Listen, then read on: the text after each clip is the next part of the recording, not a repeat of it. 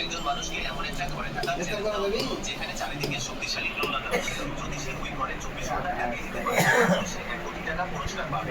সেই ঘরে ঢুকে পড়ল, কিন্তু ভেতরে গিয়ে সে অবাক হয়ে গেল। মেঝেতে এতটাই চিনচিনে ছিল যে সে ঠিক করে দাঁড়াতে পারছিল না। সে ফ্রিজে শুয়ে গেল, কিন্তু সব খাবারের উপর নোলানো ছিল, ক্লোজ করেছিল, কিন্তু সেগুলো হারিয়ে গিয়েছিল।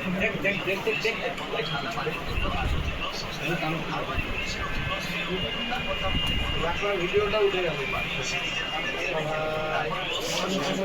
এখন প্রায় 2 ঘন্টা কেটে গেছে আর তার খুব খিদে পাচ্ছে। সে ফলের খাওয়া থেকে একটু খেতে শুরু করলো। তখন তাকে দাঁড়িয়ে নাস্তা শেষ করতে পারে। তাহলে সে খাবার পাবে। সবাইকে চেষ্টা করলো, কিন্তু সে কোনো ব্যালেন্স করতে পারলো না। তখন সে সেলফি ম্যান সেই লাগিচ্ছে দেখতে কিন্তু তাই না?